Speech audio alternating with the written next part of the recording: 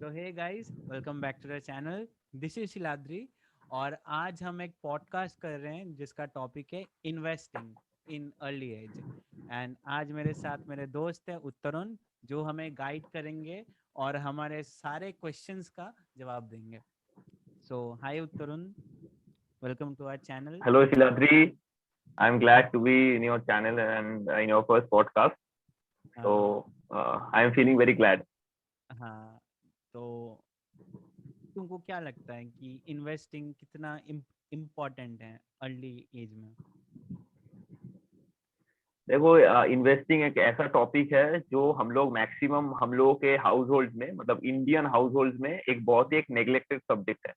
मतलब जब भी हम लोग छोटे से हम लोग धीरे धीरे बड़े होते हैं और हम लोग का मतलब क्या हम रियलिटी समझते हैं सोसाइटी का। तो हम लोग ये चीज हम लोग को समझना चाहिए कि अभी अभी इस टाइम में मतलब इस जनरेशन में कि सिर्फ बैंक्स में अपना खुद का मनी रखना इज नॉट सफिशिएंट। बिकॉज मतलब अगर हम लोग थोड़ा बहुत समझे कि मतलब इकोनॉमी को, इंडिया का इकोनॉमी जितना ऊपर जा रहा है मतलब ईच ईयर, उतना इंटरेस्ट हम लोग को बैंक्स नहीं देते हैं। तो इसलिए हम लोग को, हाँ, 2%। बैंक में हम लोग को 2 से 3% देता है। प्राइवेट बैंक में 3% हो जाता है और नॉर्मल गवर्नमेंट बैंक में अराउंड 2.5% इंटरेस्ट देते हैं। तो जनरली हम लोगों का इकोनॉमी का जो इन्फ्लेशन रेट है अभी, तो इन्फ्लेशन रेट अब तक चल रहा है अराउंड 6.93 से 7% तक। तो मतलब अगर हम 100 रुपये आज इस साल रखे बैंक में, तो नेक्स्ट साल में मतलब उसी 100 रुपये का सामान 107 रुपया हो जाएगा, जबकि बैंक हम लोग को सिर्फ 102 रुपये देंगे। तो 5 रुपये का हम लोग का डेफिसिट हो गया ना, 5 रुपये का हम लोग लॉस खा रहे हैं। मतलब ईच ईयर हम लोग we are having a loss of around 5%। so so that is where the subject of investing, or the reason why you should invest your money and not in banks or in fixed deposits, come in your mind. Because fixed deposits also give you a barely an interest rate of around 4.9% to 5%, which is not sufficient. So that is why I think the society or the people of India should invest. And because the BSE is the oldest stock exchange of Asia, so that is why you should start your investing journey. मेरे कई दोस्तों को ये knowledge नहीं है कि BSc NSC क्या है। तो ये बीएससी एनएससी क्या है उत्तरुण? एक्चुअली बीएससी है हम लोगों का बॉम्बे स्टॉक एक्सचेंज। तो उसमें क्या है, उसमें वो एक स्टॉक एक्सचेंज है और उसमें अराउंड 5,000 कंपनीज, हम लोग का इंडिया का जो नॉर्मल जो जो एकदम तमाम कंपनीज हो गया, जैसे Hindustan Unilever limited, Tata Motors, Tata consultancy services, Infosys, और भी जो जो रिलायंस इंडस्ट्रीज, हाँ, अदानी, ये सब कंपनीज हम लोग वहाँ पे लिस्टेड होते हैं। तो one second. तो बेसिकली क्या होता है, बॉम्बे स्टॉक एक्सचेंज और नेशनल स्टॉक एक्सचेंज, दोनों ही stock exchange, national stock exchange बहुत बाद शुरू हुआ था after the Harshad Mehta scam in 1992। तो जब जब securities and exchange board of India ने टेक ओवर किया था उस मतलब पूरा सिक्योरिटीज और मनी मार्केट का रिस्पॉन्सिबिलिटी, तो तब वो एनएससी का फॉर्म हुआ था। और एनएससी में कंपैरेटिवली कंपनीज भी बहुत कम है, अराउंड 1,500 to 1,600 कंपनीज लिस्टेड है। और उसमें क्या होता है, मैक्सिमम जो ट्रेडिंग एक्टिविटीज होता है, मतलब जैसे हम लोग का ब्रोक, मतलब जहाँ पे तुम बाई कर सकते हो और सेल कर सकते हो अपना एक शेयर्स को, तुम बाई और सेल कर सकते हो अपना एक स्टॉक एक्सचेंज में। तो इसके लिए तो एक एक्सचेंज होना जरूरी है ना, जहाँ पे you are doing the buying and the transaction process. So that is actually the mean that is these are actually the two. There are actually many stock exchanges in our country. We also have the Calcutta Stock Exchange and many stock exchange, but these two are the famous stock मतलब कौन exchanges सा ज्यादा of अच्छा India. है, NSC और BSc? मतलब अगर कोई ट्रेडिंग कर रहा है या See, मतलब इन्वेस्टिंग कर रहा है या hmm. ट्रेडिंग वगैरह कर रहा है, तो कहाँ पर मतलब अच्छा होगा, बीएससी या See, NSC?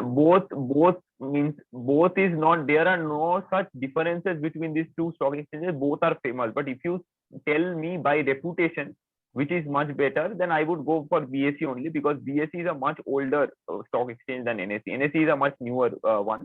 But if you means maximum of the companies which are listed on which are listed on NSE are also available at BSE, because BSE is as a larger company, means what can I say? It actually allocates more companies, right? It's around 5,000 companies there in the Bombay Stock Exchange, whereas in National Stock Exchange it's around only 1,600.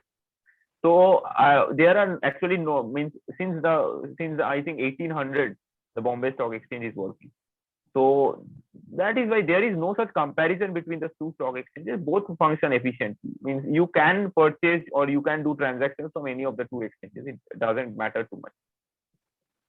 अपना कुछ start कैसे किया ये investing journey तुमने?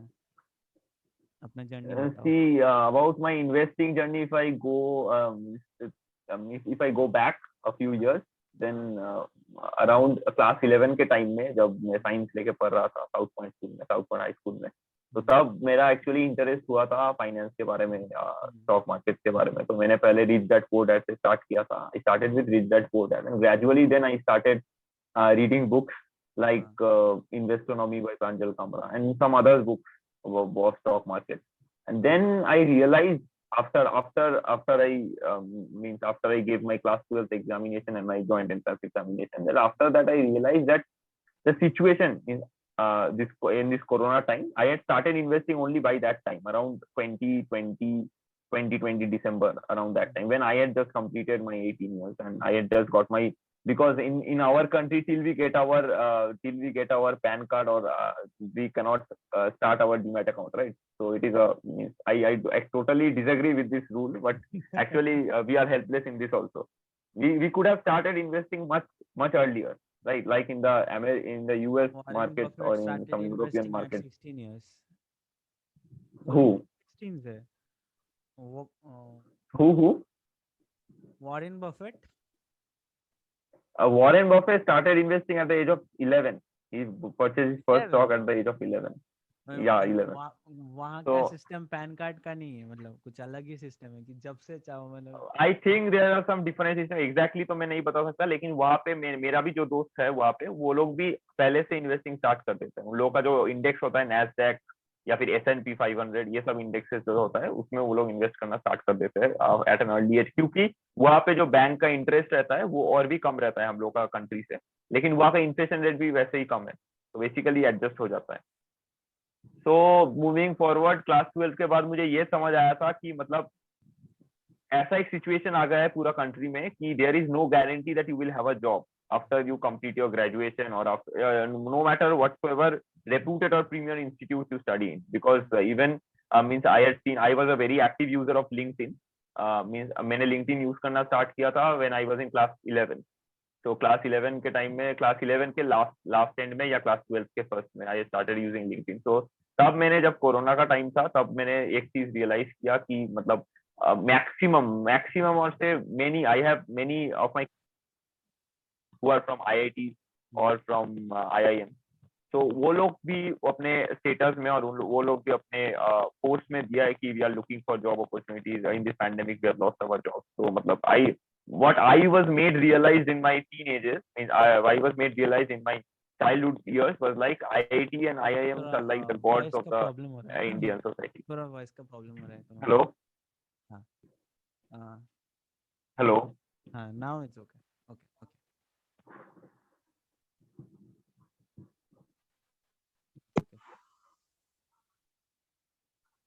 Hello. हाँ, सुनाई दे रहा है. मेरा या इसका चार्ज खत्म हो गया. एक मिनट, 1 सेकंड. वो होता है. लेकिन इसमें भी प्रॉब्लम है. ओ ठीक है.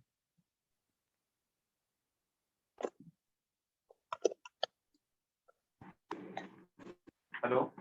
हाँ, सुनाई दे रहा है. हेलो, सुनाई दे रहा है. हेलो. हाँ, सुनाई दे रहा है. हाँ, अब ठीक है.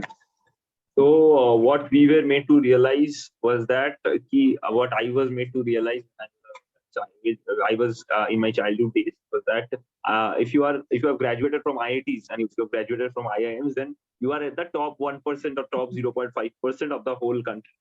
So I found that it was completely wrong, and it was not that, means it was not that people only from IITs or IIMs can do something great, and it is also not that people who study in IITs or IIMs are not doing great.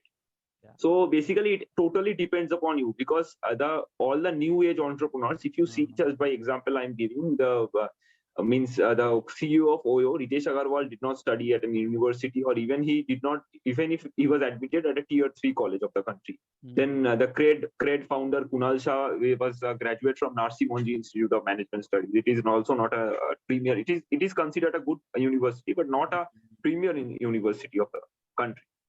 So that made me realize that only getting a college degree or only getting a placement at some company, and it is not the thing that I would want from my life, or I actually think that nobody would want from their life, that getting a Rich Dad Poor Dad actually made me realize that only.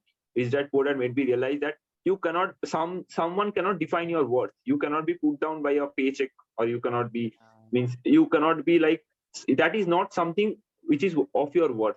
You can do actually much greater. So I started understanding the market, I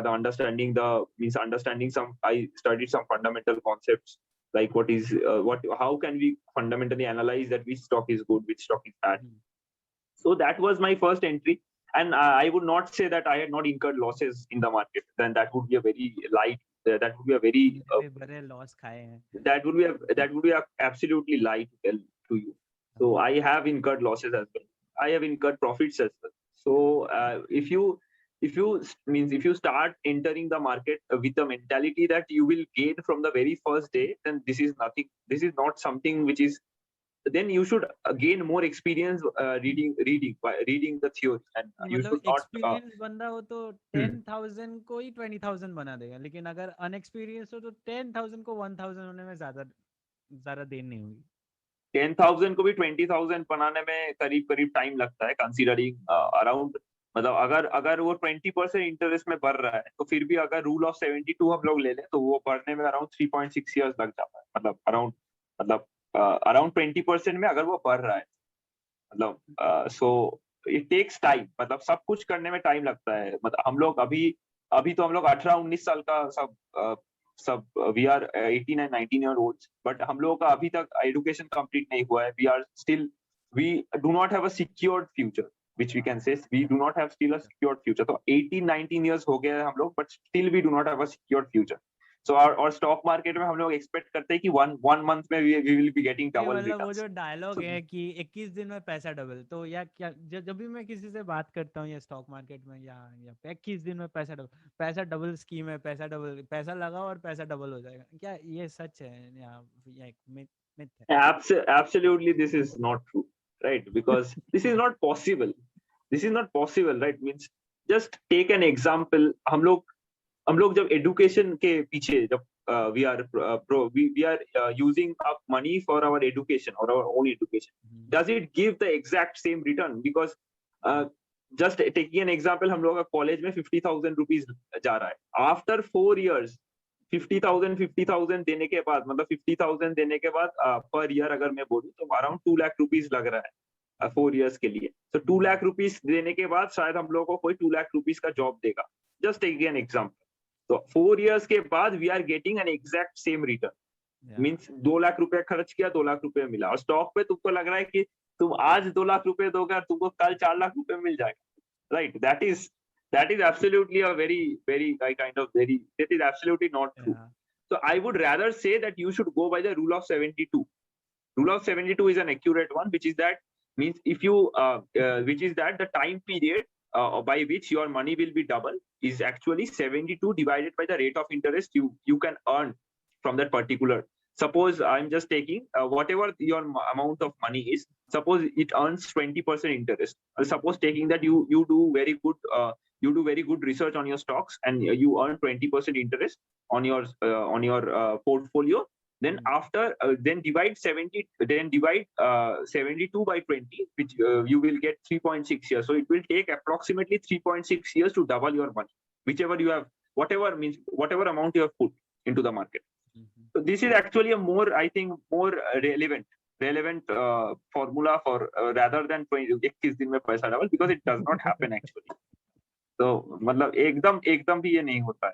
ये मैं पहले से ही मैं सब जो लोग start करने जा रहे हैं इन्वेस्टिंग, सब लोगों को बताना चाहता हूँ. गए और 21 दिन में पैसा डबल, मिलियनेयर हो गए, करोड़पति हो गए, मतलब इतना इजीली, मतलब कुछ करो ना करो, पैसा लगा दो, पैसा डबल हो जाएगा। राइट राइट, ये एकदम ही नहीं होता है, मतलब ये एक्चुअली, मतलब वो जब आएगा तब वो समझेगा कि actually actually it is actually so much tough to actually earn money. और ये जो मतलब लोग ट्रेडिंग वगैरह करते हैं, ये लॉन्ग टर्म के लिए अच्छा है या शॉर्ट टर्म के लिए अच्छा है? मतलब कौन सा ज्यादा बेस्ट है, लॉन्ग टर्म इन्वेस्टमेंट और शॉर्ट टर्म इन्वेस्टमेंट?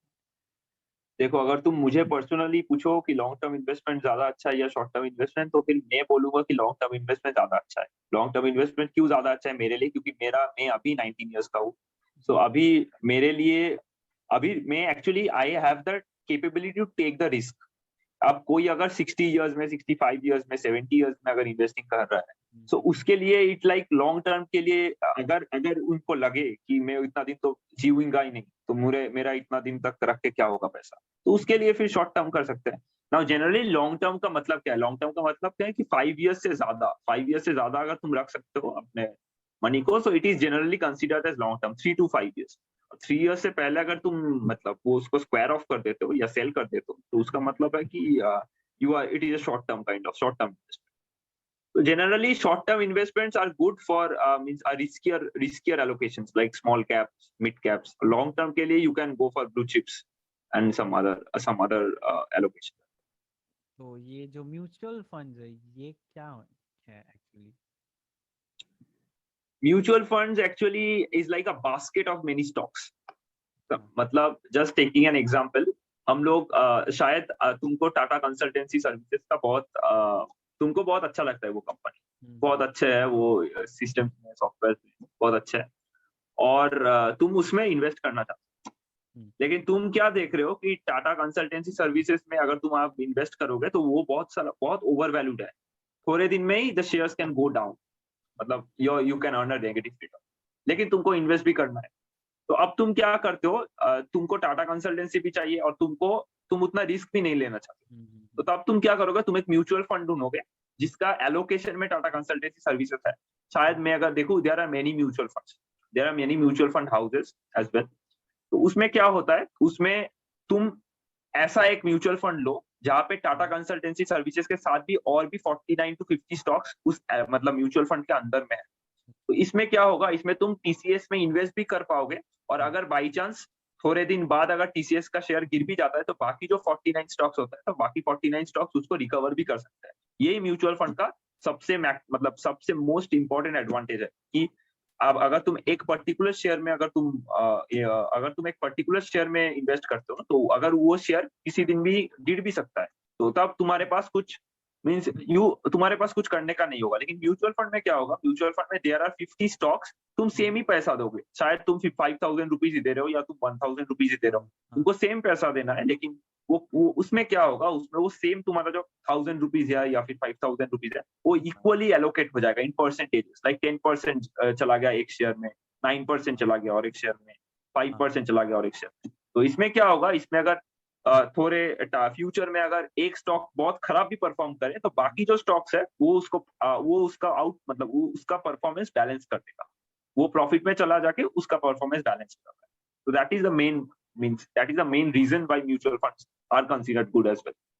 हाँ, उसीलिए वो एड के लास्ट में सब बोलते हैं कि मार्केट रिस्क है, थोड़ा अपने सोच समझ के लास्ट ईयर को ना जज करके इन्वेस्ट करे, क्योंकि लास्ट ईयर का रिटर्न ज्यादा हो सकता है, लेकिन नेक्स्ट ईयर आएगा कि नहीं आएगा इसका कोई गारंटी नहीं है। या देखो, वो ऑब्वियसली, मतलब we can not predict the market. या हम लोग एनालाइज कर सकते हैं, हम लोग स्टडी कर सकते हैं, लेकिन हम लोग प्रेडिक्ट तो नहीं कर तो सकते वो ना, दैट इज। एनालाइज हम कैसे कर सकते हैं? मतलब एक शेयर को या एक म्यूचुअल फंड को कैसे हम मतलब एनालाइज करें कि ये अच्छा है कि बुरा है, कि यार ये रिटर्न दे सकता है नेक्स्ट 10 इयर्स में या 5 इयर्स में, डिपेंड्स ऑन द टाइम। देखो, पहले अगर मैं शेयर्स की बात करूं, सपोज कोई भी एक कंपनी तुम ले लो, इन्फोसिस ले लो। Infosys is one of the premier IT companies. तो क्या होता है, पहले हम लोग मैं एक्चुअली, क्योंकि मैं एक इन्वेस्टर हूँ, मैं ट्रेडर नहीं, तो मैक्सिमम मैं चार्ट्स उतना नहीं देखता हूँ। मैं पहले हम लोग किस बेसिस में हम लोग मतलब किस बेसिस में हम लोग रिसर्च कर सकते हैं, वो पहला आप रिटर्न ऑफ इक्विटी देख सकते हैं, जिसको आरओई बोलते हैं। रिटर्न ऑफ इक्विटी एक्चुअली क्या होता है, जो net income by share holders equity होता है। तो एक्चुअली क्या होता है, मतलब उतना मैं डिटेल में नहीं जाऊंगा। तो रिटर्न ऑफ इक्विटी अगर 20% से कम होता है, जनरली 20% से कम होता है, तो मैं उसको पहले ही रिजेक्ट कर देता हूँ उस शेयर को। क्योंकि अगर मतलब रिटर्न ऑफ इक्विटी 20% से कम है, तो आप भी पहले से ही मतलब एकदम रिजेक्ट कर सकते हैं। लेकिन रिटर्न ऑफ इक्विटी अगर 20% से ज्यादा है, मतलब रेगुलरली अगर आप 5 इयर्स का मैं सोचूं कि 5 इयर्स में इट इज इंक्रीजिंग, आप जो भी देखेंगे, मतलब जस्ट गिविंग एन एग्जांपल, जो भी हम लोग का बिग बिग कंपनीज है, टीसीएस का इट्स लाइक वो 29% के आसपास है, इन्फोसिस का आई थिंक 23% के आसपास है, it is in the range of, और कुछ कुछ 33% भी है, शायद डिवीज लैब 33%, या फिर जो भी हो, इट्स लाइक इट्स अबव 20%।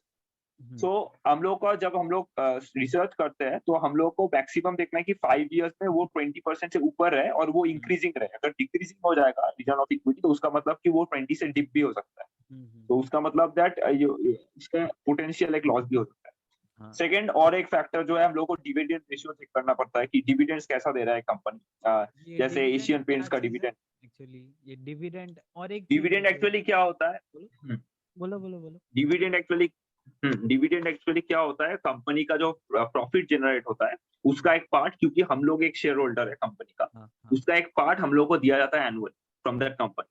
क्योंकि हम लोग एक हिस्सा है कंपनी का, वो सिर्फ प्रॉफिट के टर्नओवर पे ही दिया जाता है डिविडेंड। तो हम लोग डिविडेंड्स रेशियो देखते हैं, और भी बहुत सारे फैक्टर्स है, जिसको पी बाई रेशियो है, प्राइस टू इक्विटी रेशियो, फिर प्राइस टू सेल्स रेशियो है, प्राइस टू बुक रेशियो है। तो ये सब कुछ कुछ फैक्टर्स होता है जो जिसको देखना पड़ता है, और इसको मैक्सिमम 1 साल के लिए देखने से ही काफी नहीं है, हम लोग को वो 5 इयर्स के लिए भी देखना पड़ता है। अराउंड 5 इयर्स, मतलब 5 इयर्स मिनिमम तुमको देखना पड़ेगा, 5 इयर्स का एवरेज। जैसे और मतलब सेंसेक्स का भी पी रेशियो होता है, तो सेंसेक्स का भी जो पी रेशियो होता है, उसको भी हम लोग को जज करना। एक्चुअली पी रेशियो क्या करता है, पी रेशियो वैल्यूएशन को, मतलब एक कंपनी का वैल्यूएशन को डिटरमाइन करता है, whether it is an under valued और ओवर वैल्यूड कंपनी। तो उसके बेसिस में एक इन्वेस्टर को आइडिया रहता है कि मतलब अब कंपनी को खरीदना सही है, या फिर और भी थोड़ा वैल्यूएशन अगर कम है, मतलब और भी अगर अंडर वैल्यूड हो जाए, तब हम लोग खरीदें। तो ये कुछ कुछ फैक्टर्स है जिसमें we can analyse a share. Now coming to mutual fund में जब हम लोग एनालाइज करते हैं, तब कंपैरिजन चल रहा था, क्योंकि जस्ट टेक एन एग्जांपल, अगर हम लोग कोई ब्लू चिप म्यूचुअल फंड में इन्वेस्ट करते हैं, blue chip mutual fund basically क्या होता है, मतलब हम लोग का जो सेंसेक्स और निफ्टी का जो टॉप 100 कंपनीज है, तो उसमें हम लोग इन्वेस्ट करते हैं, blue chip mutual funds invest करते हैं वो टॉप 100 कंपनीज।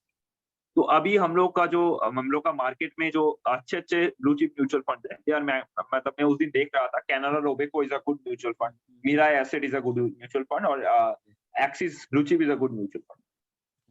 तो ये 3 को अगर हम लोग एनालाइज करेंगे, तो ये 3 को पहले हम लोग देखेंगे कि ये लोग रिटर्न्स कितना दिया है 1 ईयर, 3 ईयर, 5 ईयर्स। सेकंड, हम लोग देख सकते हैं इनका एक्सपेंस रेशियो कितना है। कुछ कुछ म्यूचुअल फंड का एक्सपेंस रेशियो बहुत हाई होता है। एक्सपेंस रेशियो का मतलब क्या है, एक्सपेंस रेशियो का मतलब है हम लोग इन्वेस्ट कर रहे हैं म्यूचुअल फंड में, तो उसके बगैर, उसके बदले में हम लोग का प्रॉफिट का एक परसेंटेज हम लोग को म्यूचुअल फंड को देना होगा, क्योंकि वो लोग हम लोग का पैसा को प्रॉफिट दे रहा है, because they are making our money worth, and they are giving us profits. So we need to give a percentage of our profits to the mutual fund house, which is generally ranged around 0.5 to 1%. Generally कुछ mutual funds का 1.5 भी चला आता है। और ये जो हम म्यूचुअल फंड्स में जो ये एसआईपी करते हैं और ये वन टाइम करते हैं, तो कौन सा वाला अच्छा है सबसे, एसआईपी और वन टाइम? देखो, अगर तुम मेरा अगर पर्सनल तुम मतलब एडवाइस दोगे, तो मैं बोलूंगा कि SIP is more better, because SIP में एक अच्छा जो चीज होता है, अगर मार्केट इज गोइंग डाउन, तो उस टाइम में we can stop our SIP. और एसआईपी हम लोग बहुत कम रुपए से भी स्टार्ट कर सकते हैं। मतलब अगर हम लोग लमसम करेंगे, जहाँ पे 5000 रुपीज मिनिमम लगता है लमसम में, वहाँ पे एसआईपी हम लोग स्टार्ट कर सकते हैं 500 रुपीज में। तो जनरली 10 टाइम्स ज्यादा हो गया, 10 टाइम्स कम हो गया। सो और एसआईपी हम लोग बंद कर सकते हैं एनी टाइम, जब भी हम लोग का मन चाहेंगे, अगर मार्केट इज गोइंग डाउन, और if we feel that we will not invest in this particular mutual fund, तो हम लोग we can cancel. So I think that SIP is better, but also it also depends on yourself. I cannot give any advice I cannot give an advice to whether you should or whether you should not, but I think that SIP is more convenient. हाँ, और हम जो ये share में अगर हम share खरीदने जाते हैं तो दो टाइप के ऑर्डर दिखते हैं, एक है इंट्राडे और एक है नॉर्मल जो उसे क्या कहता है, नॉर्मल Delivery. जो ऑर्डर है। हाँ हाँ, तो Delivery. उसमें से ये जस्ट डिफरेंस बताओ कि इंट्राडे क्या होता है और ये नॉर्मल ऑर्डर क्या होता है। देखो डिलीवरी मैक्सिमम हम लोग का मार्केट जो है 9:15 में स्टार्ट होता है और वो चलता है 3:30 तक, मतलब 3:30 तक दोपहर को। तो बेसिकली क्या होता है, इंट्राडे का मतलब है कि आपका जो स्टॉक आप परचेज करेंगे, you are purchasing whichever stock you are purchasing, वो 3:30 मैक्सिमम टाइम है आपको वो सेल करने का। मींस नॉट दैट, अगर हम लोग इंट्राडे का मीनिंग क्या है, अगर हम लोग परचेस करते हैं एक पर्टिकुलर स्टॉक, सपोज हम लोग परचेस किए 9:30 पे एक स्टॉक परचेस की, तो हमारे पास टाइम है टिल 3:30 PM जो हम लोग को सेल करने के लिए। उसके मतलब उसके बीच में अगर हम लोग सेल नहीं किए तो जब वो मार्केट क्लोज होगा तो वो अपना आप सेल हो जाएगा। तो डिलीवरी क्या होता है, डिलीवरी का मतलब ये है कि डिलीवरी में आप लोग वो स्टॉक होल्ड कर सकते हैं 1 दिन के लिए, 2 दिन के लिए, 5 साल के लिए, 1 साल के लिए, 1 महीना के लिए, जितना भी आपका मन चाहे आप 1 दिन से ज्यादा होल्ड कर सकते हैं डिलीवरी में। लेकिन इंट्राडे में क्या है कि आपको उसी दिन में वो शेयर आपको बेचना पड़ेगा। तो अब इंट्राडे का कुछ बेनिफिट्स है, इंट्राडे का कुछ ब्लू मतलब बैड साइड, बैड मतलब अगर आप डेली खराब इनकम साइड। जनरेट करना चाहते हो देन आप इंट्राडे करो, और अगर आपको लॉन्ग टर्म वो रिटर्न चाहिए तो आप नॉर्मल ऑर्डर लगाओ डिलीवरी। देखो मतलब इंट्राडे में तो कभी किया नहीं हूँ, और मतलब जो भी मुझसे मैंने पूछने किया आता और है या फिर मैं बहुत उसको भी पैसे डुबाए हैं। मैं हमेशा रेकमेंड ये करता हूँ कि मतलब इंट्राडे मत करो, बिकॉज मतलब मैंने जितने भी जगह पे पढ़ा है कि intraday trading is a sure shot way to lose your money. क्योंकि इंट्राडे में एक्चुअली क्या होता है ना, मतलब तुम एक भी कोई बिलियनियर या फिर मिलियनियर का नाम बोलो जो कि इंट्राडे ट्रेडर है, कोई होता नहीं है, हो ही नहीं सकता। जो भी है हम लोग इन्वेस्टर है, राकेश झुंझुनवाला हो गया, राधा किशन दमानी हो गया, Warren Buffett, all are value investors. So trading is actually मतलब intraday trading is a sure shot way to lose your money.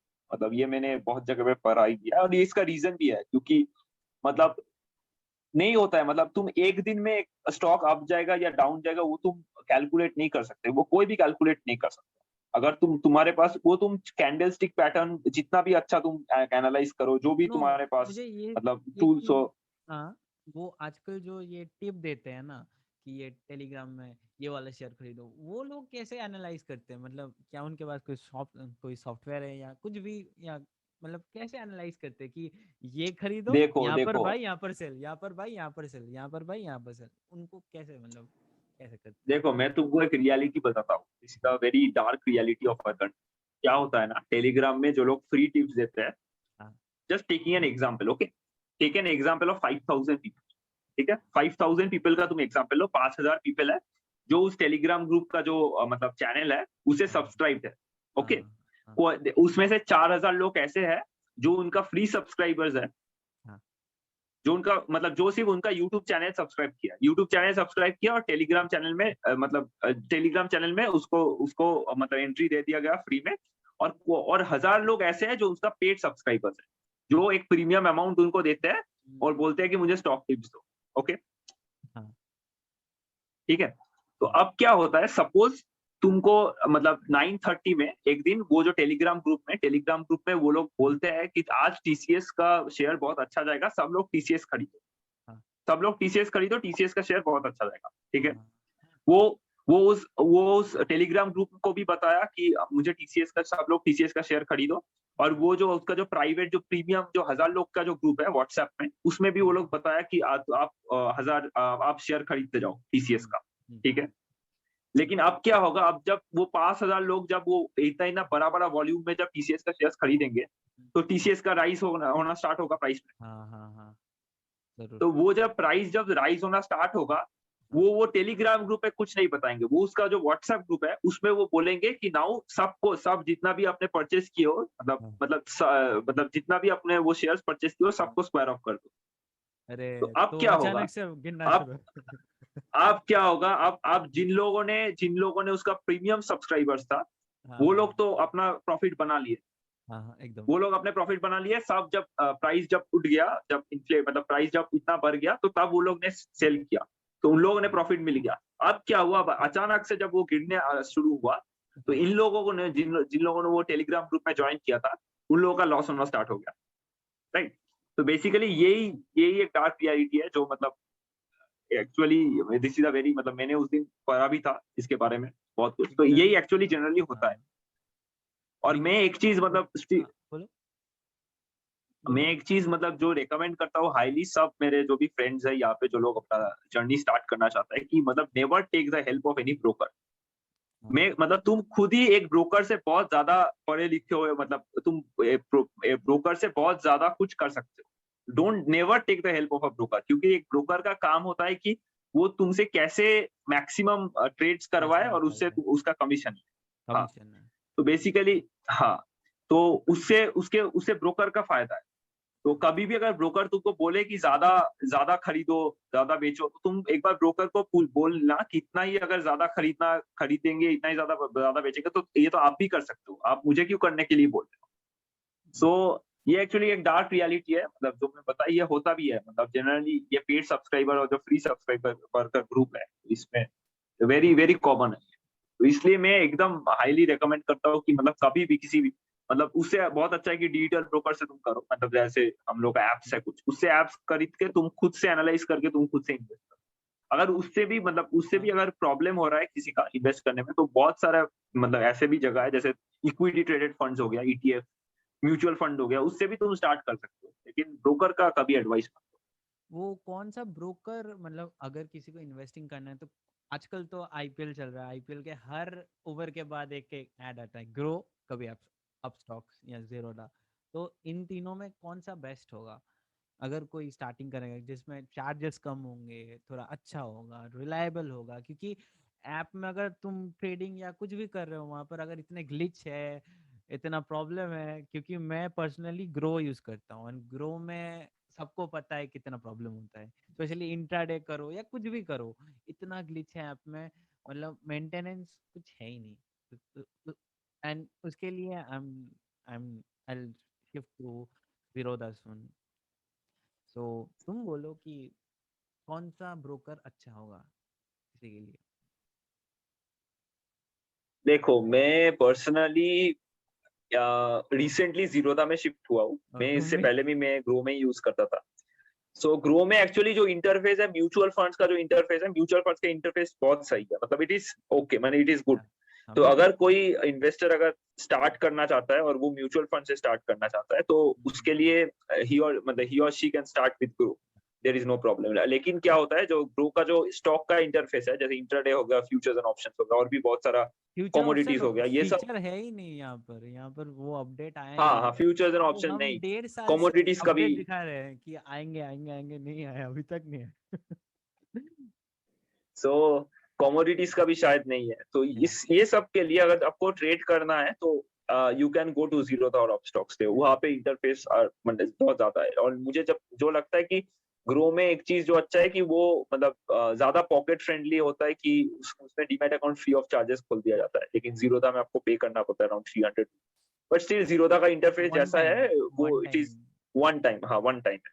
तो इट इज गुड ऑल्सो, मतलब वो इतना भी खराब नहीं है। जीरोधा या ग्रो से कुछ मतलब you can start with any one of them, और बट ये लेकिन अगर स्टॉक्स में ब्रोकरेज आप ट्रेड क्या करना होता चाहते है? हैं। ये ब्रोकरेज जो हर ऑर्डर में लगाते हैं, कभी ब्रोकरेज 20 रुपए, कभी 16 रुपए, कभी कुछ भी, डिपेंड ऑन द ऑर्डर। तो ये ब्रोकरेज क्या चीज है? ब्रोकरेज का मतलब बेसिकली ये होता है कि हम लोग ट्रेड कर रहे हैं, तो हम लोग एक्चुअली स्टॉक मार्केट में डायरेक्टली आप ट्रेड नहीं कर सकते, उसके लिए आपको एक ब्रोकर का लाइसेंस होना जरूरी है। हाँ जैसे हम लोग अगर एग्जाम्पल ले कि हर्षद मेहता एक ब्रोकर हाँ। बॉम्बे स्टॉक एक्सचेंज, तो हम लोग को एक ब्रोकर का लाइसेंस, तो उसके लिए हम लोग को बहुत पैसा लगता है, जनरली अराउंड 10 लाख रुपए शायद, मुझे एग्जैक्टली पता नहीं कितना लगता है, लेकिन बहुत पैसे लगते हैं ब्रोकर का लाइसेंस लेने के लिए। हम्म, तो क्या होता है, हम लोग जब डायरेक्टली ट्रेड नहीं कर पा रहे हैं स्टॉक्स में, तो हम लोग को एक ब्रोकर का थ्रू से ट्रेड करना पड़ता है। तो जनरली क्या होता था, ऐसे डिजिटल ब्रोकर जैसे जीरोधा अपस्टॉक्स आने से पहले हम लोग आईसीआईसीआई बैंक या फिर ये सब बैंक्स का अपना अपना ब्रोकरिंग रहता था, ब्रोकरिंग सर्विसेज। जैसे अपना आईसीआईसीआई प्रूडेंशियल हो गया, फिर एचडीएफसी का अलग सा है, एसबीआई का अलग सा है। हम्म, तो आई थिंक एसबीआई का म्यूचुअल फंड है। तो वो सब मतलब अलग अलग रहता था। लेकिन इन लोगों का क्या रहता था, इन लोगों का ब्रोकरेज फी बहुत ज्यादा रहता था, हम लोग को बहुत सारा पेपर वर्क करना पड़ता था, ऑफिस में जाना पड़ता था बार बार। तो इसमें क्या हो गया, आप जब डिजिटल ब्रोकर्स आ गए जैसे जीरोधा, अपस्टॉक्स गो, तो ब्रोकरेज फी जो है, मतलब वो लोग भी तो एक एक ब्रोकर है ना, वो लोग भी ब्रोकर है, वो लोग भी बॉम्बे स्टॉक एक्सचेंज के ब्रोकर्स ही है।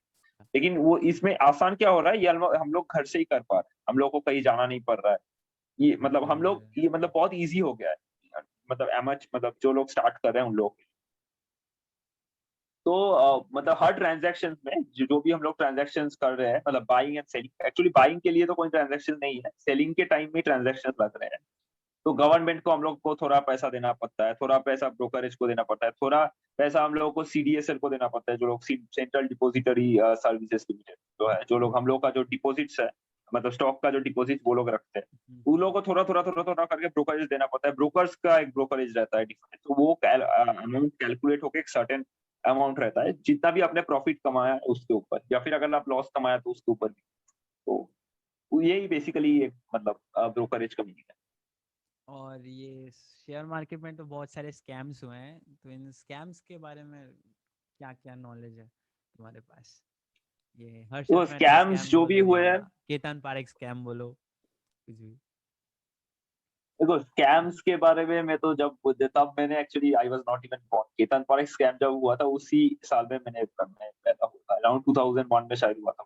हाँ तो 2001 के टाइम में तो उस हर्षद मेहता स्कैम के टाइम में तो I was also not there, but जितना भी मैंने आई हैव हर्ड और आई हैव रेड, हाँ, तो उसके बारे में like it was a very clever type of a scam, like it was like means you are rotating the money through the banks. या मतलब हम एक बैंक से हम लोग लोन मतलब पैसे ले रहे हैं, उनको गवर्नमेंट सिक्योरिटीज दे रहे हैं, फिर वो पैसे हम लोग स्टॉक मार्केट में इन्वेस्ट कर रहे हैं, उसको स्टॉक मार्केट में जो इन्वेस्ट कर रहे हैं वो बुल रन चल रहा है तब स्टॉक मार्केट।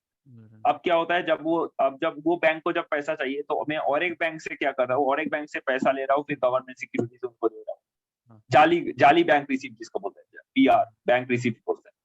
तो ऐसे करके वो मैनिपुलेट कर रहा था और इसको एक साइकिल की तरह यूज कर रहा था, बैंक्स टू बैंक्स। और तब क्या होता था, तब एक ब्रोकर ही, मतलब ब्रोकर एक सिंगल मतलब लिंक था दोनों बैंक के बीच, और कोई लिंक नहीं था। मतलब अगर just for example state bank of India और बैंक ऑफ बड़ौदा, ये दो अगर मैं बैंक एग्जांपल लूं, तो इसके बीच में सिर्फ हर्षद मेहता एक मीडिएटर था अच्छा to take all the transaction between banks.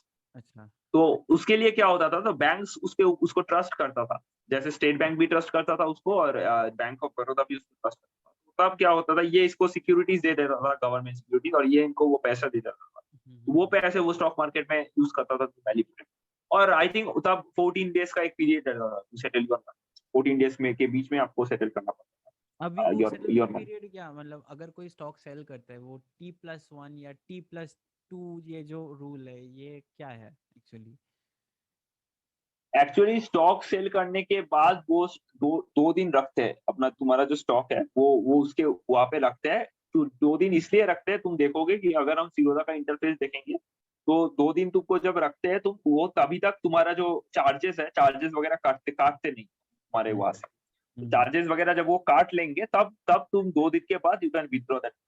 तो अब ये जो 14 डेज का भी पीरियड है, वो अभी अभी तो आई थिंक ब्रोकर्स मतलब एज अ मीडिएटर ऐसे काम नहीं करते हैं, मतलब बिटवीन बैंक्स अभी तो बैंक्स टू बैंक्स ही काम होता है जनरल, हाँ हाँ हाँ। थ्रू देयर ऑफिशियल्स और एजेंट्स व्हाटएवर। अभी तो एजेंट्स भी बहुत सारे हो गए हैं। और ये जो ये पेनी स्टॉक्स है, क्योंकि हर किसी को ये लगता है कि अगर मेरे पास 10,000 रुपीज है, तो अगर मैं देख रहा हूँ कि एक शेयर का प्राइस 2 रुपए है, तो मैं तो चाहूंगा ना मेरे पास 1 लाख शेयर्स हो जाएंगे एकदम। तो मैं पेनी स्टॉक में मतलब 2 रुपए के शेयर में लगाऊं, या एक अच्छा सा शेयर देके, या कोई भी शेयर हो सकता है, लार्ज कैप कुछ, कोई भी, मतलब कौन सा ज्यादा सेफ होगा, पेनी स्टॉक और कुछ ऐसा कुछ? क्योंकि पेनी स्टॉक में अचानक से ये भी हुआ है कि मतलब अचानक से बहुत बड़ा एकदम बूम हो गया है उसमें, जहाँ पर लगाया कि 2 रुपए लगाया 1,000 रुपए हो गया, तो कौन सा वाला अच्छा होगा? देखो इसमें मैं एक चीज बताना चाहता हूँ कि हम लोगों का जो प्रॉफिट जनरेट होता है वो परसेंटेज में जनरेट होता है, वो तुम्हारा नंबर ऑफ शेयर्स खरीदने पे जनरेट नहीं होता है। तो अगर तुम 10,000 रुपये में एक शेयर खरीदो, और अगर तुम मतलब 100 रुपए का अगर 10 शेयर खरीदो तो मतलब जो भी प्रॉफिट होगा वो अपना परसेंटेज में जनरेट होगा। वो ऐसा नहीं है कि जो 10 शेयर खरीदा है उसका ज्यादा प्रॉफिट होगा और जो 1 शेयर खरीदा है उसका ज्यादा प्रॉफिट नहीं होगा। मतलब ये कोई हार्ड एंड मतलब ऐसा कोई रूल नहीं स्टॉक मार्केट में। Secondly talking about penny stocks, एक चीज जो मैं बताना चाहता हूँ कि पेनी स्टॉक्स का मतलब राइज एंड फॉल जो है वो बहुत मतलब जस्ट टेकिंग एन एग्जांपल, अगर 1 रुपया का कोई पेनी स्टॉक है और उसमें अगर 1% अगर एक दिन का राइज होता है तो that is actually negligible amount of, that is actually negligible, मतलब मतलब कुछ बहुत ही पैसे का नेग्लिजिबल बस काइंड ऑफ, प्रॉफिट होगा। कुछ पैसे का बस प्रॉफिट है। लेकिन एक अगर 10,000 रुपीज का शेयर है और उसमें अगर 1% मतलब 1% का अगर प्रॉफिट आ रहा है तो वो 100 रुपीज, राइट। हम्म, तो ये चीज हम लोग को समझना होगा। पेनी स्टॉक्स खराब है या अच्छा है ये तो मैं रिकमेंड नहीं कर सकता मतलब, लेकिन आई वुड से कि जो भी जब भी हम लोग एनालाइज करते हैं, हम लोग एनालाइज मतलब हम लोग शेयर प्राइस को एनालाइज ना करें, हम लोग ज्यादा एनालाइज करें वो कंपनी को, क्योंकि एक कंपनी मतलब एक होता है जो भी मल्टी बैगर्स ले आता है, जो कंपनी मैक्सिमम उसका जो कंपनी का जो पोर्टफोलियो है या फिर कंपनी का जो हिस्ट्री है वो बहुत अच्छा रहता है। It's not like that penny stock मतलब खराब है या फिर पेनी स्टॉक मतलब अच्छा है, ऐसा ऐसा मैं कुछ मतलब अलग से मैं ओपिनियन नहीं देना। Many stocks are also good. Blue chip जो स्टॉक है, जैसे नेस्ले का एक स्टॉक का प्राइस 17,000 रुपीज का है, एमआरएफ का इतना ज्यादा है, फिर एचआर मोटर्स मतलब जो मतलब ज्यादा मतलब ऑन द हायर साइड है, तो वो लोग भी खराब है ये मैं नहीं बोल सकता। Both are good in their own ways. Penny stocks का तो ये तो प्रॉब्लम तो हर हर जगह होता है कि लोग बोलते हैं कि चलो इतना शेयर ले लो और करोड़पति बन जाओगे 5 सालों में, 2 सालों नहीं, में। वही चीज अभी दो वही रुपए का चीज हम लोग को शेयर पंद्रह समझना है। रुपए हो जाएगा, तो लोग लालच में आके लगा देते हैं और फिर पैसा डूब जाता है कि भाई गए गए मेरे पैसे। तो ये तो सबको देखो, प्रॉब्लम होता है। 2 रुपए का अगर 200% हम लोग लेंगे, 2 रुपए का 200% मतलब अगर हम लोग 100% प्रॉफिट लेंगे तो वो 4 रुपया होगा। तो हाँ। मतलब 15 रुपए जाने में कितना प्रॉफिट, परसेंटेज ऑफ प्रॉफिट लगता है, ये हम लोग समझ रहे हैं। तो जनरली मतलब ये हम लोग को समझना है कि जितना ऊपर वो जा सकता है उतना कम भी जा सकता है। मतलब ऐसा एक्सपेक्ट मत करो कि मतलब तुम्हारा जो पेनी स्टॉक है वो सिर्फ ऊपर ही जाएगा, क्योंकि पेनी स्टॉक्स गिरता भी वैसा ही है। वैसा अगर ही 1 रुपए से 0.5 भी अगर हो गया तो तुम्हारा प्रॉफिट हाफ हो जाएगा। मतलब तुम्हारा जो जितना भी तुमने मतलब जितना भी 1000 शेयर हो या फिर 10,000 शेयर हो, जितना भी शेयर तुमने खरीदे थे उसका जो प्राइस है वो हाफ हो जाएगा तुम्हारा। तो ये भी समझना है हम लोगों को कि वो जितना उठ भी सकता है वो उतना मतलब कम भी सकता है। तो मैं बोलूंगा कि स्टॉक को पहले एनालाइज मत करो। मतलब हाँ। अगर 2 रुपये का या 3 रुपये का शेयर है तो तुम पहले कंपनी को देखो, उसका आरओई को देखो, उसका कुछ स्टैटिस्टिक्स देखो कि पिछले पिछले 5 साल में वो कितने मतलब कितने अच्छा उसने बिजनेस किया है। उसके ऊपर ही हम लोग जज कर सकते हैं। पहले वी शुड नॉट जज अ कंपनी और वी शुड नॉट जज अ स्टॉक प्राइस। और ये जो ये स्टॉक स्प्लिट होता है कि मैंने खरीदे 50 शेयर, वो हो गए 100 शेयर, तो हर कोई हैप्पी हो जाता है। तो वो क्या चीज़ है? मतलब स्टॉक स्प्लिट क्या मतलब मालामाल बना देगा किसी को? स्टॉक स्प्लिट एक्चुअली कुछ नहीं होता है। वो एक कंपनी क्या करता है ताकि सपोज एक टीसीएस का एक शेयर का प्राइस है 10,000 सपोज। हम्म, तो अब क्या हो गया, वो कंपनी देख रहा है कि मतलब जो रिटेल इन्वेस्टर है, रिटेल इन्वेस्टर मतलब जैसे हम है और जो भी मतलब हम लोग जो रिटेल इन्वेस्टर है या फिर सिंगल इन्वेस्टर है और स्टूडेंट इन्वेस्टर जो भी तुम बोल सकते हो, उन लोगों के पास इतना 10,000 रुपया का इतना पैसा तो नहीं होता है ना कि एक स्टॉक में ही 10,000 रुपया खरीद ले या फिर एक स्टॉक ही 20,000 रुपये में खरीद ले, उतना तो पैसा नहीं होता है। तब क्या करेंगे कंपनी, तब वो कंपनी तो उसका स्टॉक को स्प्लिट कर देगा। सपोज क्या होगा, अगर तुम्हारे पास एक शेयर है 10,000 रुपया का, तो अब तुम्हारे पास 2 शेयर रहेगा 5,000 रुपया का, या फिर 4 शेयर रहेगा 25,000 रुपीज का। जो भी कंपनी जैसे भी डिवाइड करना चाहता है, कंपनी अगर चाहेगा तो एक स्टॉक को 4 हिस्से में डिवाइड कर सकता है, 5 हिस्से में डिवाइड कर सकता है, फिर तुम्हारे पास 5 शेयर होंगे 2,000 रुपया का। ये कंपनी जनरली इसलिए करता है ताकि more and more investors can invest in the stock market. मतलब क्योंकि प्राइस जब कम हो रहा है तो तब more investors take the initiative to invest जितना भी शेयर हो। मतलब जितना भी शेयर तुमको मिल रहा है ना, एक शेयर भी मिल रहा है तो 1% मतलब एक शेयर का तो हिस्सेदार हो। ये तो है। और ये हमारे सब्सक्राइबर्स को ये एक फाइनल एडवाइस क्या देना चाहेंगे? देखो, एक फाइनल एडवाइस जो मैं देना चाहता हूँ कि स्टार्ट अर्ली। मतलब स्टार्ट करो, जस्ट स्टार्ट करो। मतलब ऐसा मत सोचो कि नहीं होगा या फिर मैं नहीं कर पाऊंगा। It is the most important thing which I had also taken in my life is to start.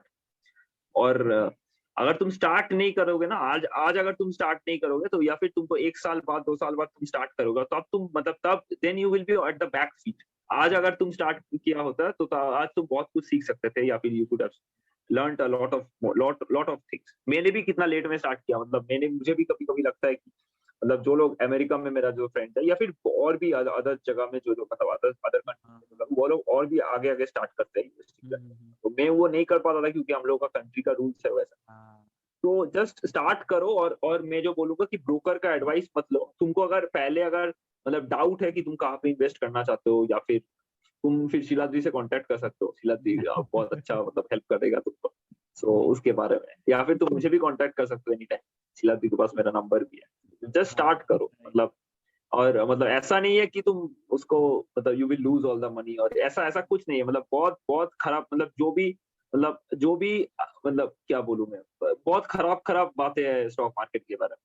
हाँ सब लोग यहाँ पे पैसा हार जाते हैं, ऐसा हाँ, पैसा वो तो करता है, जुआ है, गैम्बलिंग है, सट्टा जुआ बाजार है, है, सट्टा सट्टा बाजार, हाँ हाँ ये तो। मतलब मेरा पापा बैंक मैनेजर है, तो मेरे पापा ने भी मुझे बताया था जब मैंने स्टार्ट किया था सट्टा कि बाजार ऐसा है। मत करो, और सब कुछ सब लूज कर जाओगे, ये कर जाओगे। बट ऐसा कुछ हाँ, नहीं होता है। मतलब ना सब मैं कुछ डिपेंड करता है कि तुम नहीं कैसे कर रहे हो। मतलब आई फील ये मतलब ये जो ये शेयर मार्केट है ये अच्छा है एक्चुअली। अगर तुम बिजनेस करने जाओगे तो तुम्हें क्लाइंट ढूंढना पड़ेगा, उनको कन्विंस करना पड़ेगा, बहुत प्रॉब्लम्स होंगे, मेंटेन करना पड़ेगा, ये इलेक्ट्रिसिटी का खर्चा देना पड़ेगा, बहुत कुछ है वहाँ पर। एक प्लॉट खरीदना पड़ेगा यहाँ पर, और ट्रेडिंग भी तो एक काइंड का तो ये आप बोल सकते हैं देखो ट्रेडिंग है। ना, नहीं मैं वैसा नहीं बोल सकता। मैं एक चीज जो बता सकता हूँ वो ये है कि मतलब हाँ अगर तुम्हारे पास अगर नॉलेज है और अगर मनी है, तो फिर तुम स्टॉक मार्केट में फुल टाइम कर सकते हो वो चीज। लेकिन मतलब अगर तुमको रेवेन्यू जनरेट करना है, मतलब हाँ रेवेन्यू जनरेट करने नहीं के लिए हम मतलब लोग स्टॉक मार्केट यूज नहीं कर हाँ ना आई फील कि सकते। वही कोई कोई दूसरा वे ट्राई करने से ट्रेडिंग ज़्यादा अच्छा है, क्योंकि इसमें क्या है ना कि किसी को कन्विंस करना नहीं होता, यहाँ पर किसी को मिलना नहीं होता, स्पेशली इंट्रोवर्ट्स के लिए बहुत अच्छा है।